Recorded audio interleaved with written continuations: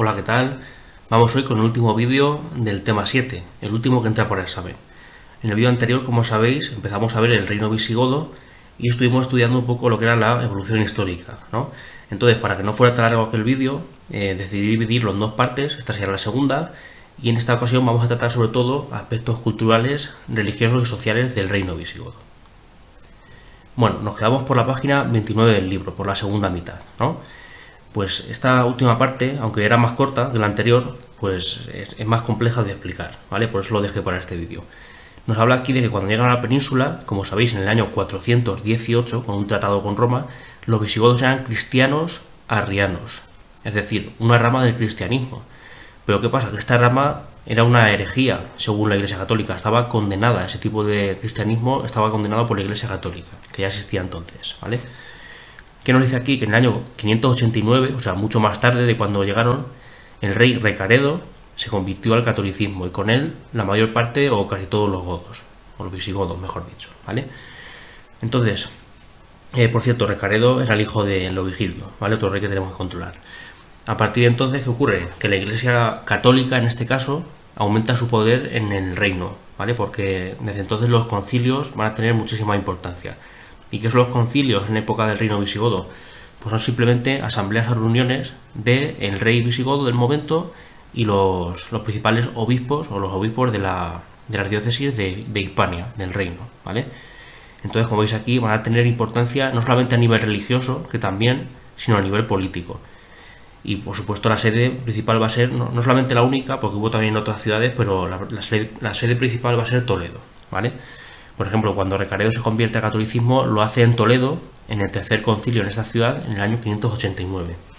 Bueno, ¿y por qué decimos que los obispos tienen tanta importancia también a nivel político? Pues esto venía de la época romana, de la decadencia del Imperio Romano, porque cuando ya empieza el caos de las invasiones, Roma pierde mucho poder político e incluso empieza a no tener gobernadores en ciertos territorios. ¿Y qué ocurre? Que los obispos sí que tienen mucho poder en esa época de crisis sobre la mayoría de la población. Entonces, incluso algunos políticos y senadores romanos se van a convertir en obispos, ¿vale? En obispos cristianos, para poder seguir teniendo un gran poder sobre la población y, por supuesto, económico. Entonces, en Hispania también ocurrió algo muy similar. Los obispos ocuparon el lugar prácticamente de los gobernantes romanos anteriores y van a tener mucha importancia. Los visigodos, aunque es verdad que van a ser más poderosos por las arpas, se van a encontrar esta realidad cuando lleguen a la península, que los obispos siguen teniendo mucha importancia. Lo que pasa es que durante mucho tiempo, como veis, mientras que los visigodos eran arrianos, los otros eran católicos, y claro, esto supuso unas disputas muy importantes en algunos casos, ¿vale? Como ahora veremos a continuación. Por cierto, en cuanto a la imagen, nos pone aquí que aparece Recaredo, el que se convierte al catolicismo, en un concilio de Toledo, ¿vale? Con unos obispos. Y nos dice, por supuesto, de qué época es Recaredo, del siglo VI, ¿vale? Y sin embargo, esta ilustración del Códice Albetlense, que nos ha dejado muchas imágenes sobre los visigodos, es del siglo IX, es decir, estamos hablando de unos 200 o 300 años después del rey al que representa, ¿vale? Y de los personajes. Entonces, lo que en principio podría parecer una fuente primaria, por cómo van vestidos los personajes, ¿no? Por cómo está hecho el dibujo, en realidad es una fuente secundaria, porque ha sido hecha mucho después de los hechos que representa, ¿vale? Una fuente secundaria, y en este caso sería de tipo, como sabéis, iconográfico, ¿vale? Porque la imagen es lo más importante en este caso, y aparte que nos sirve esa imagen para, por ejemplo, para conocer quién es el rey en este caso, tal como va vestido, y quiénes los obispos, ¿de acuerdo? Bueno, vamos ahora con esta disputa entre católicos y arrianos. La Iglesia Católica, al igual que la ortodoxa, pues como sabéis defiende la existencia de la Santa Trinidad, ¿no? La Trinidad, que es un concepto que hemos oído mil veces. De hecho, cuando empieza una oración, por ejemplo, se dice el Padre Nuestro, ¿no? En el nombre del Padre, del Hijo y del Espíritu Santo. O sea, que eso todos sabemos lo que es, lo que significa, y es simplemente esto de aquí, este esquema, ¿vale? Que el Padre, el Hijo y el Espíritu Santo, todos ellos son Dios y en total forman la Santa Trinidad. Pero eso sí, son distintos entre ellos. Entonces, esto es un concepto que puede resultar muy extraño, pero es lo que defiende la Iglesia Católica y también la ortodoxa, ¿vale? Es decir, que Dios es tanto uno como tres, ¿vale? Pues esto que parece una cosa tan extraña o que defiende la Iglesia Católica de esta forma, ¿qué pasa? Que los arrianos estaban en contra de ello. La Iglesia Católica, ¿qué es lo que dice, o la ortodoxa, qué es lo que dicen para poder creer en esto, ¿no? Porque dicen que, claro, la mente humana no puede comprender bien esto que estamos explicando, ¿no? De que tres cosas, o mejor dicho, tres personas sean a la vez una y entre ellas sean distintas. Dice que eso la mente humana no lo puede comprender y que simplemente tiene que ser un acto de fe, es decir, que te lo tienes que creer, ¿vale? Que esto es así y ya está. ¿Qué pasaba? Que los arrianos no estaban de acuerdo con eso. Ellos, esa iglesia no existe, por eso hablo en pasado, negaban la Santa Trinidad simplemente porque decían que Cristo, el Hijo, no era divino. ¿Por qué? Pues por ejemplo, por el simple hecho de que Cristo había nacido como cualquier otro ser humano, ¿no? Es decir, había nacido de una madre, ¿no? De la Virgen, la Navidad, que se celebra siempre, ¿no? Y Dios no había nacido de esa forma, ¿no? Entonces ya los consideraba distintos. O por ejemplo, ahora que estamos casi en Semana Santa, seguro que recordáis que según la Pasión, pues antes de ser arrestado Cristo, ¿no? Para llevarlo a la cruz, a ser juzgado y llevarlo a la cruz, pues estaba él solo rezando en el Monte de los Olivos, ¿no? Y ahí en ese momento la Biblia dice que Cristo dijo algo así como que, Dios mío, ¿por qué me has abandonado? Entonces los arrianos, por ejemplo, decían que en esas palabras Cristo se refería a Dios o a su Padre como una persona distinta, o sea, como diciendo, no puede ser que si estas dos personas fueran la misma, se dirigiera a Cristo de esa forma a Dios, ¿no? Como diciendo que eran distintos. Pero bueno, yo en esto no entro, esto no es un debate, pues simplemente os digo lo que pensaba cada uno, ¿vale? Mientras que la Iglesia Católica o los ortodoxos actuales defienden esto, la Santa Trinidad que todos conocemos, los arrianos decían que no, que el único Dios era el Padre, ¿vale? Cristo simplemente era el Hijo de Dios, eso sí, muy importante, hay que recordar que son cristianos, pero es el Hijo, no es Dios, y el Espíritu Santo es otra cosa, pero no es Dios, ¿vale? Pues bueno, esto, como os digo, fue un problema gravísimo en época visigoda, porque claro, imaginaos por ejemplo, sobre todo en épocas tranquilas no había mucho problema porque realmente había obispos arrianos y católicos, es decir, cada población tenía sus propios sacerdotes y obispos, ¿no? Y nada, pues cada uno seguía su culto, sus iglesias y ya está. Pero pensad, por ejemplo, en épocas de crisis en las que un rey visigodo subiese los impuestos para empezar una campaña militar, que eran muy caras, ¿no? Por ejemplo, como las de Leovigildo. Pues imaginaos qué problema podía haber para pedir impuestos a una población que mayoritariamente era católica. De hecho, si vemos la actualidad, por ejemplo, con la crisis del coronavirus, estamos viendo todos los días como, por ejemplo, la gente que a lo mejor ha votado al PSOE, pues dice que el presidente lo está haciendo muy bien, ¿no? Y que no tiene la culpa de lo que ha pasado, y sin embargo otras personas de otras ideologías están todo lo contrario, ¿no? Como que lo ha hecho fatal, que va a tener que rendir cuentas cuando eso termine, etcétera. Entonces, si esto pasa en la actualidad, imaginaos en aquella época en la que ni siquiera había democracia, ¿no? O sea, que un rey que es de una religión distinta a la tuya, de algo que tú consideras herejía, te pide a ti dinero.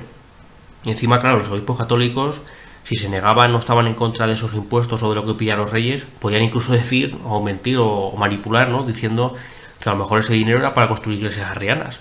Bueno, en algunos casos podría ser verdad también. Entonces, claro, eso era lo que parece aquí una tontería, este debate sobre la Trinidad, si existe o no, pues en aquella época era gravísimo, y al final pues hubo un rey, que fue Recaredo, como decíamos, que decidió acabar con eso. Este es el último concepto, como veis, ¿vale? El de arrianismo. Entonces, el arrianismo es cuando tenemos que definir lo que tenemos que decir.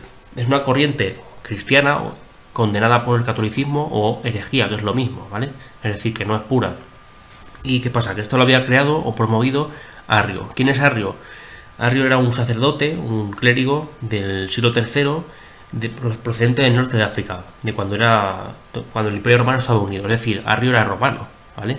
Y este era el primero que propuso aquello que hemos dicho antes de que Cristo en verdad no era divino, sino que era hijo de Dios y ya está, ¿vale? O sea, que no existía la Trinidad. Bueno, esto, no muchos años después de Arrio, un concilio que hubo del Imperio Romano, de la Iglesia del Imperio Romano entonces, ya dijo que no, que Arrio era un hereje, que eso no tenía razón, y que lo que de verdad lo que era verdadero era esto, lo de la Santa Trinidad, ¿vale? Ahí se decidió.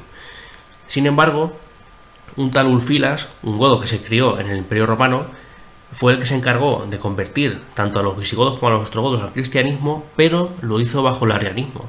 Pues claro, en la época de Ulfilas todavía había gente que defendía el arrianismo dentro del Imperio Romano. Entonces, esto va a ser un grave problema porque, claro, los godos va a ser un pueblo germánico muy numeroso y que se va a integrar dentro del territorio romano, incluso va a heredar parte de sus territorios, y y lo va a hacer bajo una corriente cristiana muy distinta a la otra, por eso que hemos explicado, ¿vale?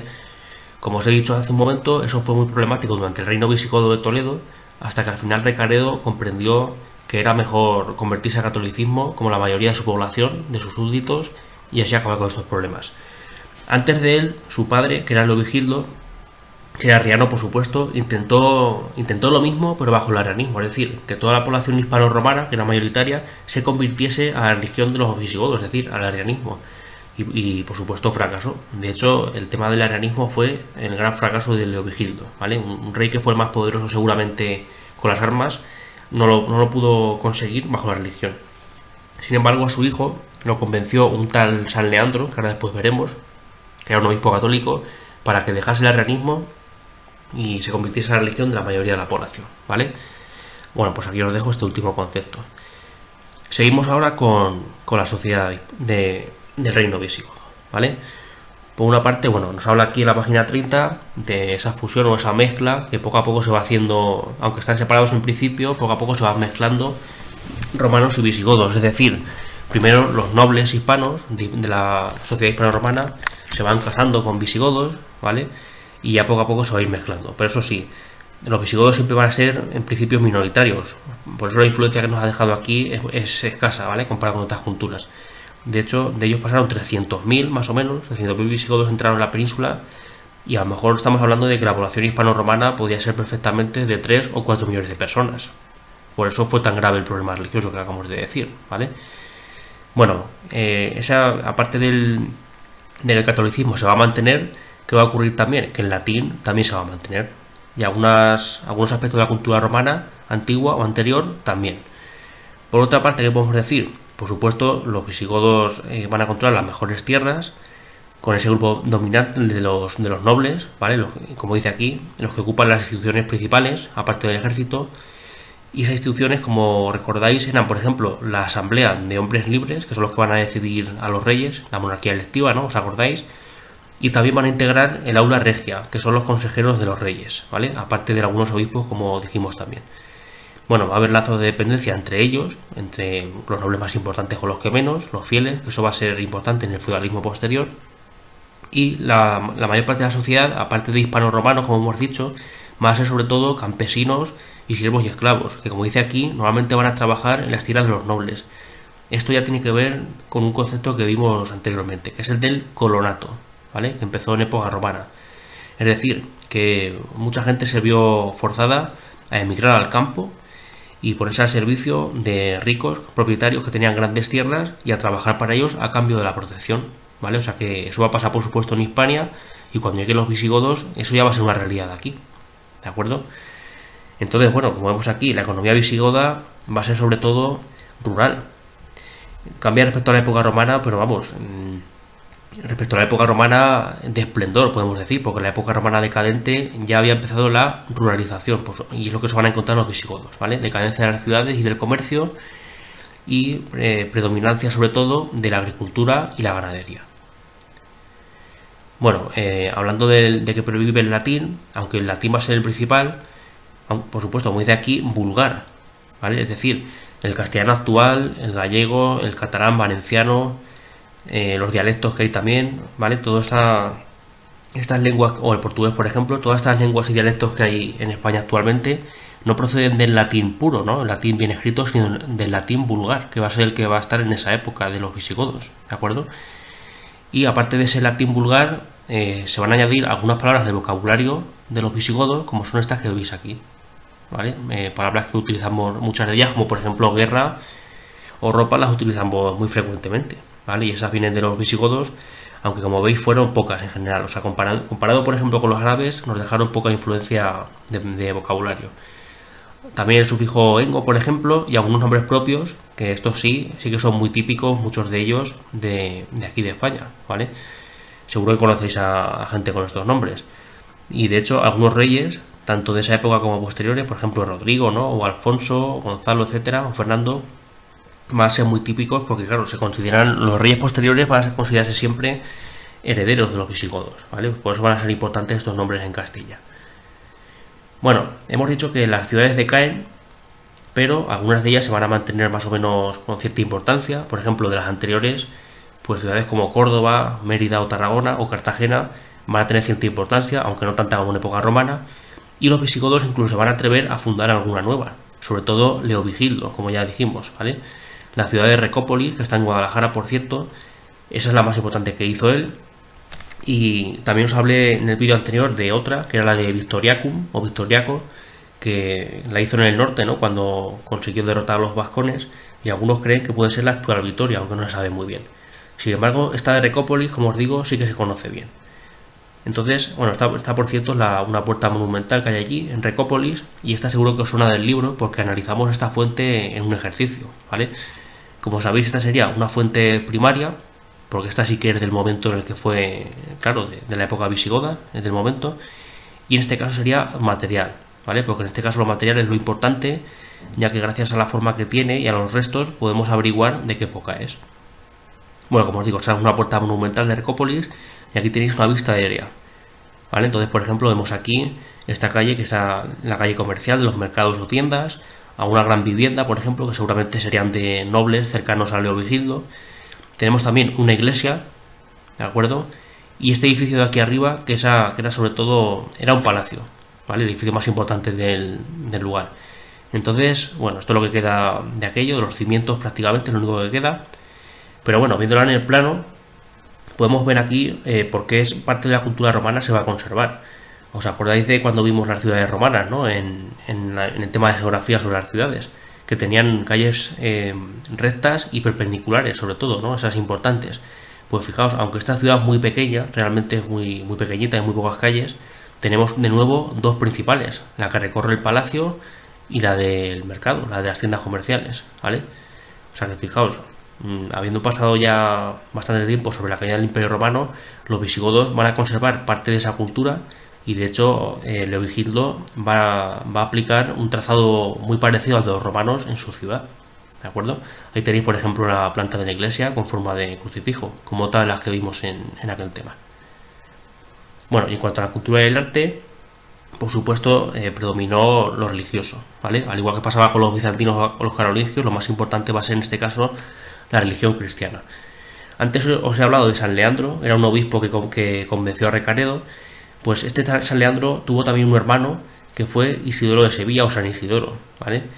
Este también fue obispo de esa ciudad de Sevilla y es muy destacado por su obra Etimologías, que es una de las más importantes de época medieval y también de época visigoda, por supuesto, porque nos da mucha información, se ha conservado muy bien su obra, ¿vale? Entonces, San Isidoro ya os digo que es importante por esto, por ejemplo. Y en cuanto a arte, pues sobre todo, como veis aquí, no han llegado muchas cosas, y se va a reducir sobre todo tanto a la arquitectura y unas poquitas obras como a la orfebrería, que en este sentido sí que fueron muy destacados, ¿vale?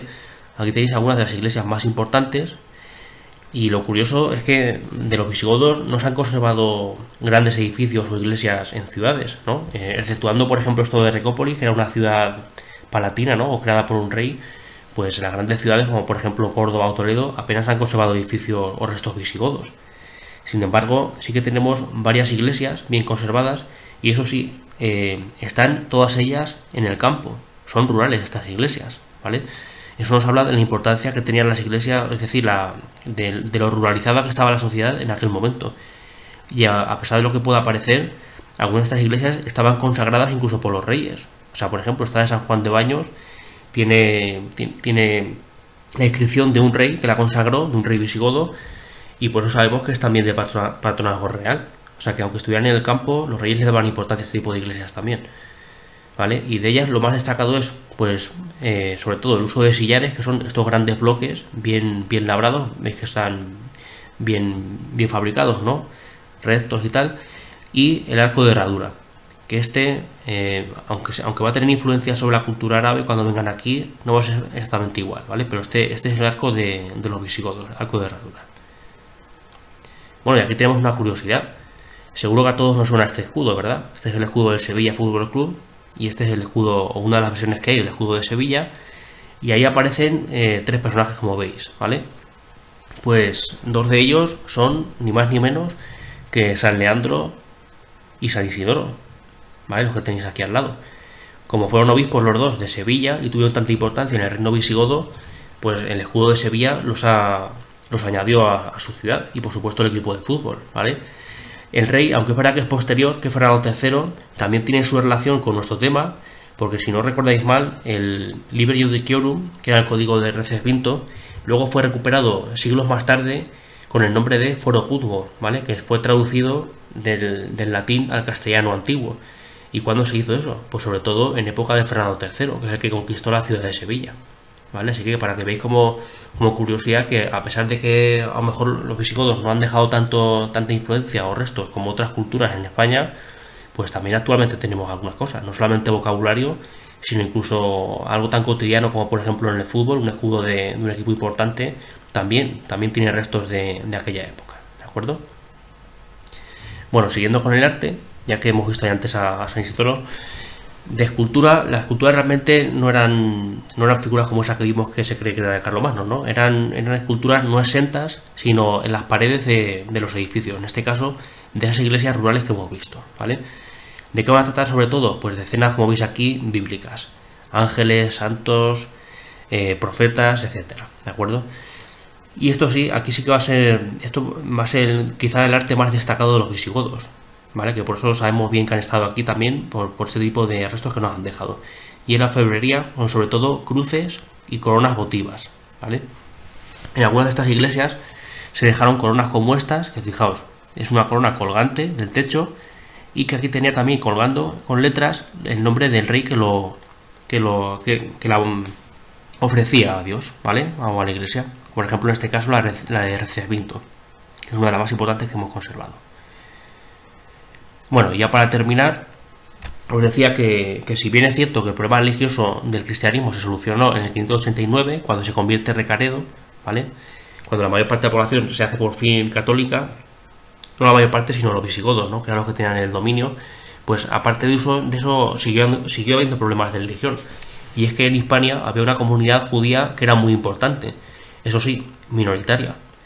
¿Qué va a pasar? Cuando se nos acabe la excusa de que unos son arrianos y otros son católicos, pues algunos reyes, ¿qué van a hacer? Cuando haya problemas, cuando haya crisis económicas o políticas, van a echar la culpa pues a la minoría, como ha pasado en otras épocas, ¿no? Seguro que otros os acordáis de los nazis o de otras épocas, pues va a pasar exactamente lo mismo en el reino visigodo. Es decir, cuando haya problemas, se le va a echar la culpa a la minoría, y en este caso va a ser los judíos. ¿Qué va a pasar? Que poco a poco algunos reyes van a ir implantando medidas contra los judíos para contentar al resto de la población, ¿no? Para calmar los ánimos cuando había crisis.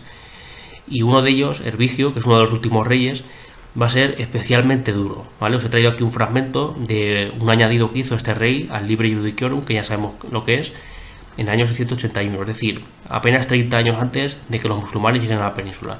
Fijaos, que los hijos, sus siervos, no se sustraigan, que los judíos, sus hijos o sus siervos, no se sustraigan a la gracia del bautismo, es decir, los judíos obligados a bautizarse, que los judíos no celebren la Pascua según su rito, ni practiquen la circuncisión, ni traten de apartar a ningún cristiano de la fe de Cristo, es decir, que ni celebren sus fiestas, ni conviertan a nadie al judaísmo, ¿vale? Que los judíos no se celebran su sabbat, la festividad del sábado, ni otras festividades de su religión, que los judíos no lean los libros de la fe cristiana repudia, es decir, sus libros sagrados como la Torá no lo pueden leer. Que cualquier judío que de otras tierras llegue a nuestro reino se presente al obispo o al sacerdote del lugar que le indicará lo que debe hacer, es decir, convertirse al cristianismo. O sea, aquí prácticamente dice, o los que quedáis os convertís al cristianismo o os convertimos en esclavos, ¿vale? Eso es lo que prácticamente quería decir el rey Hervigio. ¿Qué va a pasar con esto? Que al cabo de unos años, como veis aquí, cuando lleguen unos conquistadores, pues lógicamente, ¿de quién pensáis que se van a poner? ¿De parte de quién creéis que se van a poner los judíos? ¿Si de los visigodos o de esos conquistadores? Ya lo veremos en el próximo tema.